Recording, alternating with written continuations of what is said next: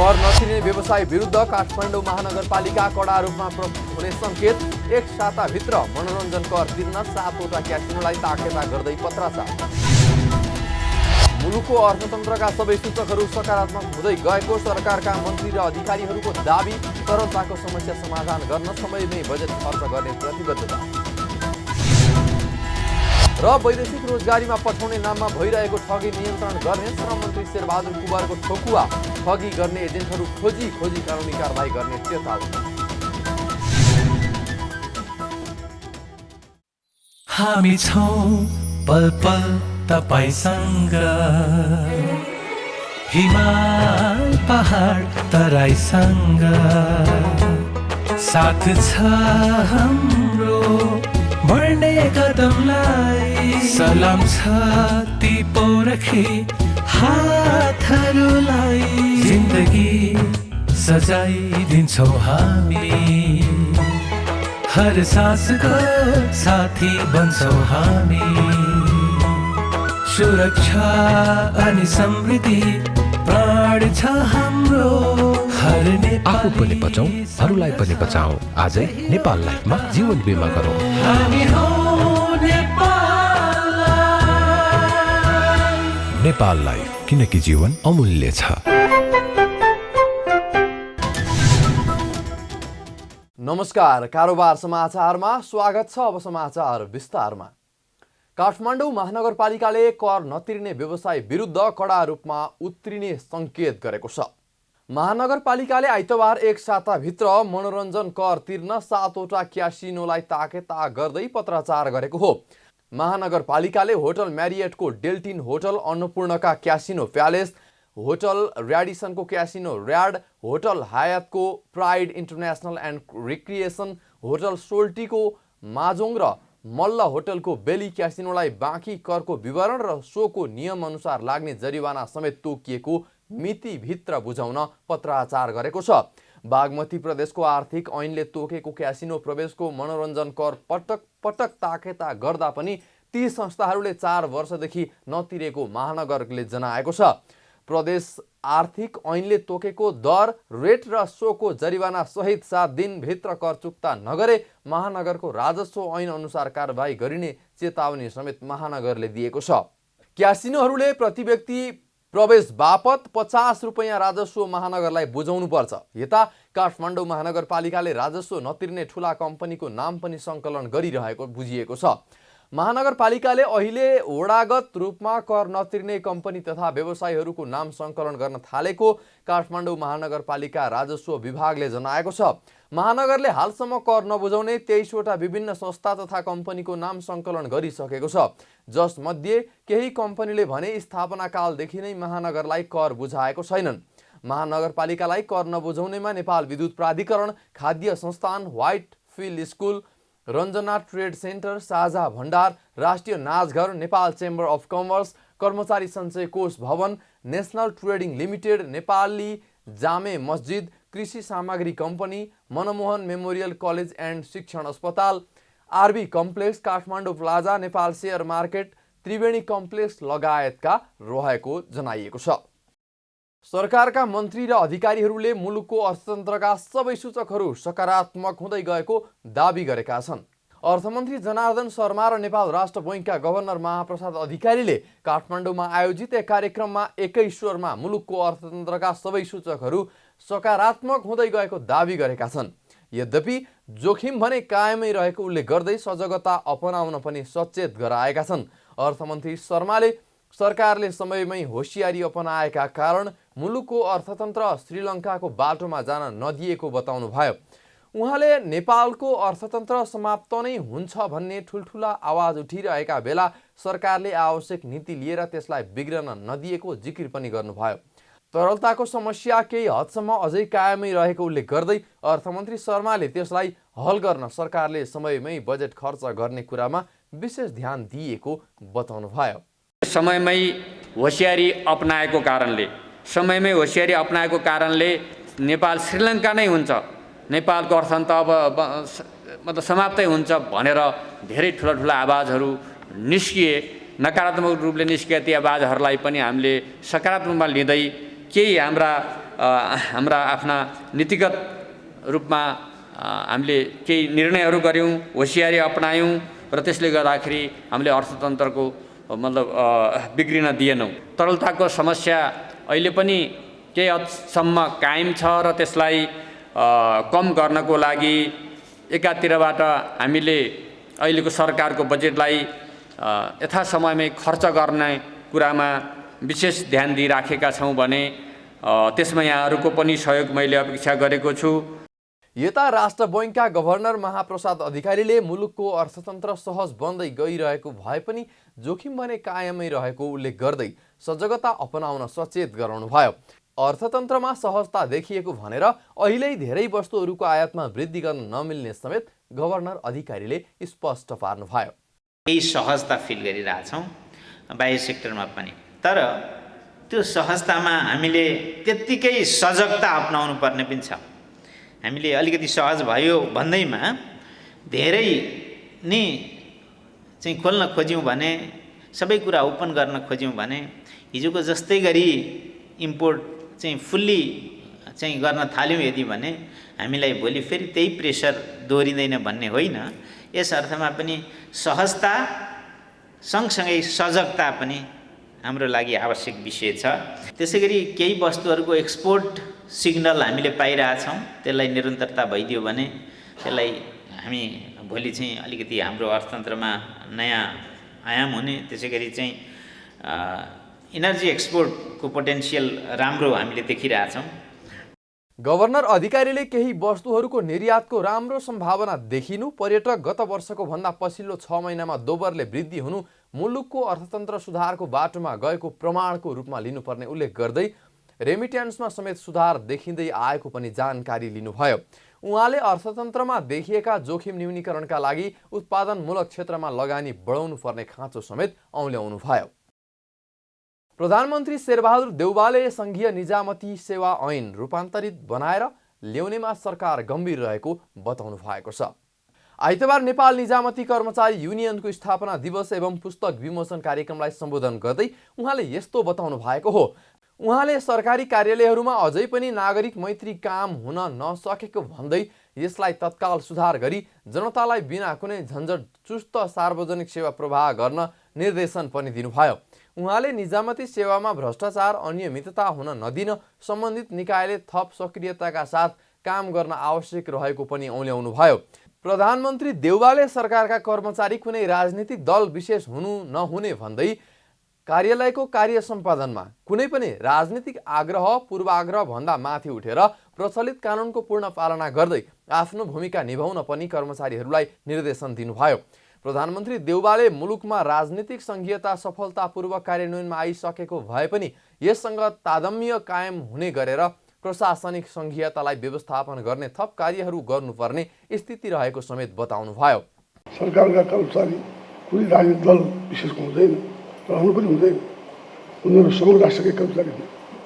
मुलुकमा राजनीतिक संहिता सफलतापूर्वक कार्यान्वयनमा आइसकेको भए तापनि यो सँग तारतम्य कायम हुने गरी प्रशासनिक संहितालाई व्यवस्थापन गर्ने थप कार्यहरू गर्नुपर्ने स्थिति छ। प्रधानमन्त्री देउवाले नयाँ संघीय निजामती सेवा ऐनको सन्दर्भमा निजामती कर्मचारी युनियन लगायतले दिएको सुझावका विषयमा आफू जानकार रहेको र संघीय निजामती सेवा ऐन जारी गर्ने क्रममा प्राप्त सुझावलाई समावेश गरी समय सापेक्ष गर्ने प्रयास हुने प्रतिबद्धता जनाउनुभयो। यता प्रधानमन्त्री देउवाले यस्तो प्रतिबद्धता जनाइरहँदा संघीय मामिला तथा सामान्य प्रशासन मन्त्री राजेन्द्र प्रसाद श्रेष्ठले संघीय भने निजामती सेवा ऐन कानुन मन्त्रालयमा गएर रोकिरहेको बताउनु भएको छ। उहाँले निजामती सेवा ऐन विधेयक आफ्नो मन्त्रालयबाट अन्य सम्बन्धित मन्त्रालयमा पठाएको 2 महिना बितिसकेको उल्लेख गर्दै अर्थ मन्त्रालय हुँदै अहिले कानुन न्याय तथा संसदीय मामिला मन्त्रालयमा गएर अड्किएको बताउनुभयो। कानुन मन्त्रालयलाई कानुन अनुसार व्यवस्था मिलेको छ वा छैन भन्ने बारेमा मात्रै चासो दिन आग्रह गरे पनि त्यो अनुसार काम अघि बढ्न नसकेको उहाँको गुनासो छ। मन्त्री श्रेष्ठले बजेट भाषणमा आइसकेको विषय पनि अड्केको अड्कै भएको उल्लेख गर्दै देशको ब्युरोक्रेसीले किन यस्तो गरिरहेको छ भन्ने कुरा बुझ्न नसकेको बताउनुभयो। अहिले त्यो विधेयकको रूपमा अगाडि बढेको 2 महिना भइसक्यो, हाम्रो मन्त्रालयबाट अगाडि बढाएको।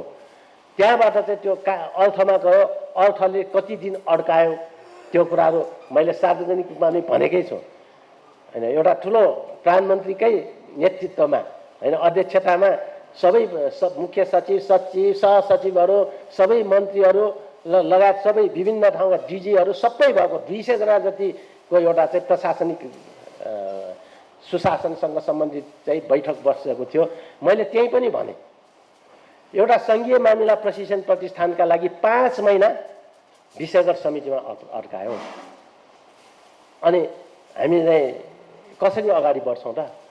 बजेट भाषणमा आइसकेको विषय पनि अहिलेसम्म अड्कै छ। हाम्रो ब्युरोक्रेसीले किन यस्तो गरिरहेको छ वा हाम्रो राजनीतिक नेतृत्वले किन अगाडि बढिरहेको छ? मन्त्री श्रेष्ठले अहिले प्रदेशमा गएका निजामती कर्मचारीहरूको समायोजनको समस्या आइरहेको पनि बताउनु भयो। उहाँले सङ्घ प्रदेश र स्थानीय सरकार बीचको अन्तर सम्बन्ध राम्रो बनाउनु पर्नेमा जोड दिनुभयो।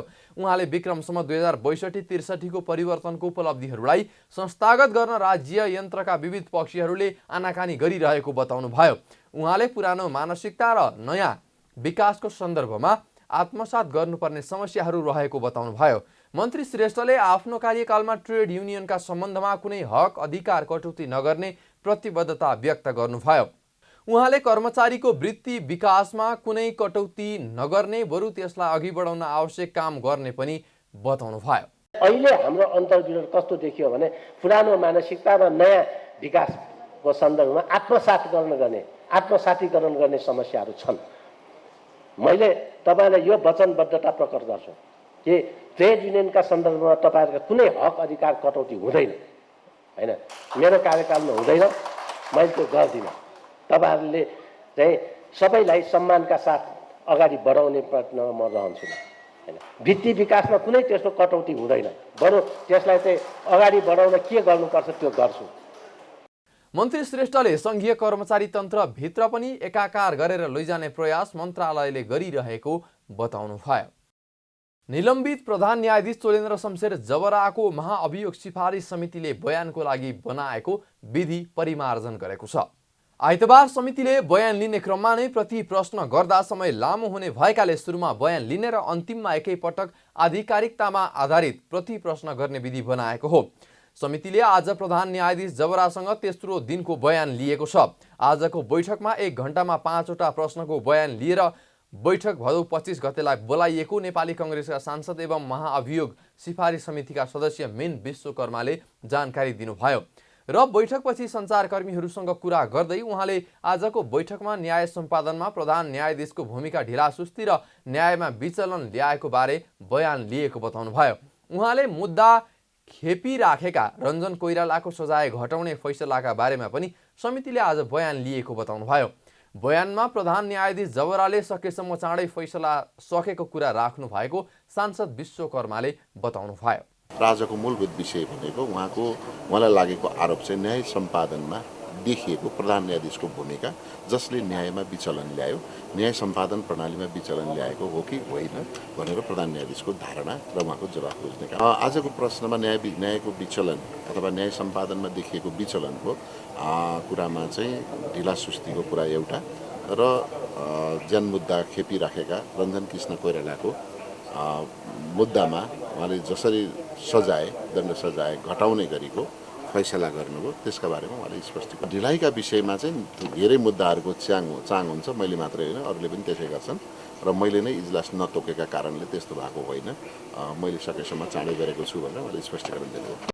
समितिका सदस्य विश्वकर्माले बयानमा प्रधान न्यायाधीश जबराले न्यायका लागि विवेकको ठाउँ दिएको उल्लेख गर्दै पारिवारिक अवस्थालाई हेरेर रञ्जन कोइरालाको सजाय कटौती गरेको बताउनु भएको जानकारी दिनुभयो। बयानमा प्रधान न्यायाधीश जबराले यदि रञ्जन कोइरालाको सजाय कटौती गरेको कुरामा नै महाअभियोग लगाइएको भए आफू महाअभियोग स्वीकार गर्न तयार रहेको बताएको पनि सांसद विश्वकर्माले स्पष्ट पार्नुभयो। उहाँले समितिको अर्को बैठकमा प्रधान न्यायाधीशको बयान सकिने पनि बताउनु भयो। रञ्जन कोइरालाको विषयमा उहाँले न्यायाधीशलाई विवेक प्रयोग गर्ने ठाउँ दिएको हुन्छ। मैले त्यो पारिवारिक अवस्था सुनेर चाहिँ मलाई नै मनमा लागेर मैले विवेक प्रयोग गरेको हुँ। यसैलाई आधार मान्ने हो भने म अभियोग सहन तयार छु। म यो गल्ती गरेको जस्तो उहाँको ठुलै कुरा हो। 20 वर्ष सजाय तोकेकोमा मैले 8.5 वर्ष झारेँ।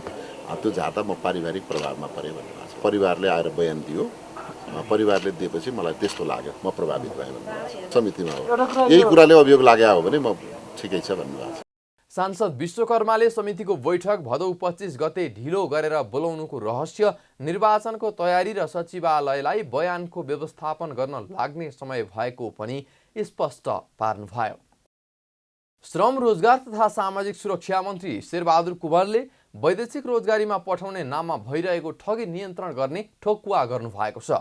आइतबार मन्त्रालयको कल सेन्टरमा श्रमिकहरूको गुनासो सुनेपछि सञ्चारकर्मीहरूसँग बोल्दै मन्त्री कुँवरले सरकारले शून्य लागतमा पठाउने भनिएका देशहरूमा समेत एजेन्टहरू मार्फत जताततै श्रमिकहरू ठगेको भन्दै तत्काल नियन्त्रण गर्ने बताउनु भएको हो। उहाँले शून्य लागतमा वैदेशिक रोजगारीमा जान सक्ने सम्झौता भएका देशहरूमा समेत एजेन्टहरूले 3.5 लाखसम्म लिएको गुनासो आएकाले मन्त्रालयले त्यसको अनुगमन सुरु गरेको बताउनु भयो। मन्त्री कुँवरले मन्त्रालयमा ठगिएको भनेर आएका गुनासोहरूलाई मन्त्रालयले सहजीकरण गर्ने पनि बताउनु भयो। उहाँले वैदेशिक रोजगारीमा पठाउने नाममा जताततै ठगी हुँदा सरकारलाई अप्ठ्यारो लागेको भन्दै ठगी भएको जानकारी मन्त्रालयमा नआउँदा अनुगमन गर्न समेत नसकिएको बताउनु भयो। उहाँले अब सरकारले ठगी गर्ने एजेन्टहरू कहाँ बस्छन् खोज अनुसन्धान गरेर कानुनी कारबाही गरिने पनि बताउनु भयो। मन्त्री कुँवरले कल सेन्टर मार्फत श्रमिकका गुनासाहरू तत्काल र केही समय लगाएर भए पनि समाधान मन्त्रालयले गरिरहेको दावी गर्नुभयो। उहाँले पछिल्लो समय वैदेशिक रोजगारको क्षेत्र घर जग्गा कारोबार हुँदाहुँदै फोहोर व्यवस्थापनमा समेत दलाली हुन थालेको बताउनु भयो। हाम्रो आग्रह के छ भन्दाखेरि सबै ठाउँबाट जानकारी आउनु, हामी जाउँ, तपाईँहरू पनि जाउँ, हामी पनि जाउँ, प्रहरीलाई पनि लगु। जसले पैसा असुल गर्दैछ उसले अफिसमा त असुल गर्दैन, त्यस्ता एजेन्टहरूका कहाँ छन् त बस्ने ठाउँहरू, त्यसको पनि हामी सोधीखोजी गरौँ। यहाँहरूको पनि सहयोग चाहियो र हामीले प्रहरी प्रशासनलाई पनि भनेका छौँ। अब साँच्चै यो ठगीलाई अन्त गर्नको लागि जताततै कहीँ जग्गा सम्बन्धी दलाली छ, कहीँ घर सम्बन्धी दलाली छ, अब यो फोहोर सम्बन्धी पनि दलाली होइन, हुँदा त फोहोरमा पनि के अरे दलाली चल्न थाल्यो भन्ने कुराहरूमा आयो कि। त त्यसले यो सबैको समाधानको लागि पनि हामी सबै ठाउँबाट जागरुक भएर सहयोग गर्न सक्यौँ भने त्यो राज्यको मात्र काम हो होइन, मन्त्रालयको मात्र काम हो भन्ने ढङ्गले हामीले सोच्यौँ भने समाधान गर्न सकिँदैन। किन मन्त्रालय आफै देख्न सक्दैन। मन्त्रालयलाई आँखा देखाउने भनेको हामी सबै, चाहे नागरिक समाज होस्, चाहे सरकारवाला हुन्, चाहे के अरे पीडितहरू हुन्, चाहे यहाँहरू जस्तो एउटा सञ्चारकर्मी, सबैको दायित्व हो। मन्त्री कुँवरले आइतबार 4 जना श्रमिकहरूको गुनासो सुन्नु भएको छ। उहाँले वैदेशिक रोजगारीमा लैजान्छु भनेर महिनौँ नलगिएको, वैदेशिक रोजगारीमा गएर घर आउन नदिएको जस्ता गुनासा श्रमिकहरूले मन्त्री कुँवरलाई गरेका थिए। मन्त्री कुँवरले श्रमिकको गुनासो यसरी सुन्नुभयो। सर सुन्नुहोस् न, ठुलो समस्या सर के भएको छ भने सर, ठुलो समस्या चाहिँ के भयो भने जस्तो कि जेठभित्रैमा उडाउने कुरा थियो होइन सर, अनि जेठभित्रमा उडाउनु कुरा चाहिँ 15 दिनभित्रमा उडाउँछु भने सर त्यतिखेर ल हुन्छ भनेर एउटा सानो एउटा कागज जस्तो गरेर पनि सर 60,000 पैसा पनि सर मैले दिएको छु सर। ठुलो समस्या त्यहाँ छ सर। त्यही त अब तपाईँले पैसा तिर्नु भएको छ यो कुरा पनि थाहा भयो होइन, के कति तिर्नु भएको छ होला तपाईँ, अझ राम्रै रकम तिर्नु भएको छ होला तपाईँहरूले होइन। जेठभित्र चाहिँ उडाउँछु भनिसकेपछि भदौसम्म पनि उडाएन भने तपाईँ ठगिनु भयो भन्ने कुरा बुझ्नु पऱ्यो। तपाईँलाई भिसा पनि देखाउँदैन होइन हो। त्यसैले त्यस्ता व्यक्तिहरूको तपाईँले परिचय खुल्ने जस्तै नागरिकता होला, अरू परिचय खुल्ने केही चिज छ भने त्यस्ताको जानकारी दिनु पऱ्यो र उजुरी हाल्नु पऱ्यो र ठगी मुद्दामा पनि तपाईँले उजुरी हाल्नु पऱ्यो जिल्ला प्रहरी कार्यालयमा र जिल्ला प्रहरी कार्यालयले त्यसपछि छानबिन गर्छ र हामीले हाम्रो तर्फबाट गर्नुपर्ने सहयोगको लागि, सहजीकरणको लागि पनि तपाईँहरूलाई सहयोग गरौँला हामी। श्रम मन्त्री कुँवरले हरेक हप्ताको आइतबार 1 घण्टा कल सेन्टरमा श्रमिकको गुनासो सुन्ने कार्य गरिरहनु भएको छ। सरकारले केही नेपाल ऐन संशोधन गर्ने विधेयक 2079 संसदमा पेश गरेको छ। आइतबार बसेको प्रतिनिधि सभाको बैठकमा कानुन न्याय तथा संसदीय मामिला मन्त्री गोविन्द प्रसाद शर्मा कोइरालाले केही नेपाल ऐन संशोधन गर्ने विधेयक 2079 लाई प्रस्तुत गर्नुभएको हो। उहाँले संसदको कार्यकालको विषयलाई स्पष्ट पार्नका लागि विधेयक ल्याउनु परेको बताउनु भयो। उहाँले विधेयकले प्रतिनिधि सभाको कार्यकाल पहिलो बैठक बसेको मितिबाट सुरु हुने र नयाँ निर्वाचित भएर आएको प्रतिनिधि सभाको पहिलो बैठकबाट सकिने व्यवस्था गरेको उल्लेख गर्नुभयो। उहाँले विधेयकले गरेको व्यवस्था संविधानले अगाडि सारेको सिद्धान्तलाई कार्यान्वयन गर्ने प्रयोजनले नै राखिएको स्पष्ट पार्नुभयो। सम्माननीय सभामुख महोदयको अनुमतिले केही नेपाल ऐन संशोधन गर्ने विधेयक 2079 माथि विचार गरियोस् भनी प्रस्ताव प्रस्तुत गर्दछु। धन्यवाद। मन्त्री शर्माले प्रतिनिधि सभाको कार्यकालको सम्बन्धमा अस्पष्टता रह्यो भने खतरा पैदा हुने जिकिर पनि गर्नुभयो। साताको पहिलो कारोबार दिन आइतबार नेप्से परिसूचकमा सामान्य सुधार भएको छ। आइतबार नेप्से परिसूचक 6.8 अङ्कले बढेर 1977.30 अङ्कमा पुगेको हो। यस दिन कारोबारमा आएका 227 कम्पनीको 28,76,000 किता सेयर 1,07,16,00,000 रुपैयाँ बराबरमा खरिद बिक्री भएको छ। नेप्सेका 13 उपसमूह मध्ये 9 उपसमूहको परिसूचक बढेको छ भने बाँकी 4 उपसमूहको परिसूचक घटेको छ, जसमा निर्जीवन बीमा उपसमूहको परिसूचक 1.85% बढेको छ। त्यस्तै विकास बैङ्क उपसमूहको परिसूचक 1.5% बढेको छ। आइतबार रुरु जलविद्युत परियोजनाको सेयर सकारात्मक सर्किट लेभलमा कारोबार भएको छ। हिमालयन एभरेस्ट इन्सुरेन्सको सेयर मूल्य 9% भन्दा बढीले बढेको छ भने जोशी हाइड्रो पावरको 8% भन्दा बढीले बढेको छ। यता सपोर्ट माइक्रो फाइनान्सको सेयर मूल्य यस दिन करिब 3% ले घटेको छ। आइतबार रिडी पावर कम्पनीको 8,91,00,000 रुपैयाँ बराबरको सेयर कारोबार भएको छ। राष्ट्रिय प्रजातन्त्र पार्टीका अध्यक्ष तथा सांसद राजेन्द्र प्रसाद लिङ्गदेनले सांसद पद त्यागेको घोषणा गर्नुभएको छ। आइतबारको प्रतिनिधि सभा बैठकमा समय माग गरी बोल्दै सांसद लिङ्गदेनले प्रतिनिधि सभाको यस कार्यकालमा सांसदको रूपमा संसदमा उपस्थित नहुने घोषणा गर्नुभएको हो। उहाँले आफूले पाउने तलब भत्ता तथा सुविधाहरूको समेत रोक्का गर्न संसद सचिवालयलाई आग्रह गर्नुभयो। उहाँले संसदको आयु मङ्सिर 4 गतेको निर्वाचनपछि पनि कायम राख्ने गरी प्रक्रिया अघि बढेपछि त्यसप्रति असन्तुष्ट हुँदै सांसद पद त्याग गर्ने निर्णय लिएको जानकारी दिनुभयो। सांसद लिङ्गदेनले निर्वाचन घोषणा भएसँगै संसदको आयु जीवित राख्नु नहुने पक्षमा आफू र आफ्नो पार्टी रहेको उल्लेख गर्दै आफू अनैतिक काममा सहभागी हुन नसक्ने बताउनुभयो। यहीबाट घोषणा गर्न चाहन्छु कि म आजबाट सांसदको रूपमा यहाँ उपस्थित हुने छैन मात्र होइन, सम्माननीय सभामुख महोदयलाई म आग्रह गर्न चाहन्छु, सचिवालयलाई आग्रह गर्न चाहन्छु, मेरो नाममा पठाइने तलब भत्ता सुविधा समेत रोक्का गरियोस् र कहीँ लेखेर दिनुपर्छ भने म त्यो नियमअनुसार लेखेर पनि दिन तयार छु कि यस प्रकारको अनैतिक काममा सहभागी हुन कमसेकम मेरो आत्माले मानेन। मेरो अन्तरआत्माको आवाज अनुसार, अन्तरआत्माको निर्देशन अनुसार आज यो सबै चिज त्याग गर्न यहाँ उपस्थित भएको छु। सांसद लिङ्गदेनले आगामी निर्वाचनपछि एक्लो सांसदको रूपमा मात्र नभई बलियो पार्टीको रूपमा संसदमा उपस्थित हुने र संसदबाट गलत निर्णय गर्न नदिने संकल्पका साथ जनतामा जाने बताउनुभयो। भारतीय स्थल सेना अध्यक्ष जनरल मनोज पाण्डे नेपाल आइपुग्नु भएको छ। प्रधान सेनापति प्रभुराम शर्माको औपचारिक निमन्त्रणामा सेना अध्यक्ष पाण्डे 5 दिन नेपाल भ्रमणमा आउनु भएको हो। 5 सदस्यीय भ्रमण दलको नेतृत्व गर्दै आइतबार अपराह्न उहाँ त्रिभुवन अन्तर्राष्ट्रिय विमानस्थलमा आउनु भएको सेना अध्यक्ष पाण्डेलाई नेपाली सेनाका रथी बालकृष्ण कार्कीले विमानस्थलको भिआइपी कक्षमा स्वागत गर्नुभएको थियो। भ्रमणका दौरान भारतीय सेना अध्यक्ष पाण्डेले सैनिक मञ्च टुँडीखेल स्थित वीर स्मारकमा श्रद्धाञ्जली अर्पण र जङ्गी अड्डामा सम्मान गारत निरीक्षण गर्नुहुनेछ।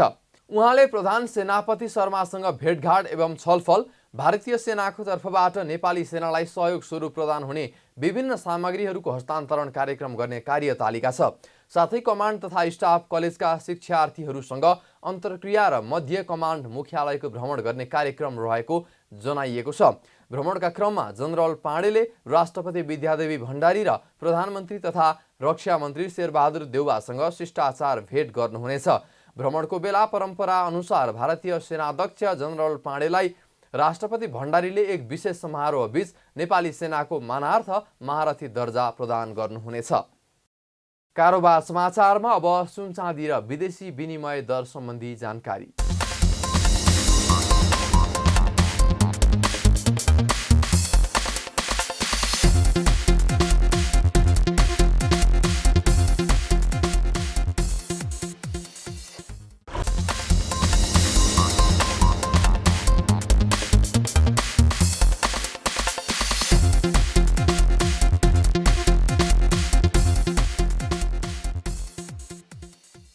बिदा हुनु अघि अहिलेसम्मका प्रमुख समाचार फेरि एकपटक।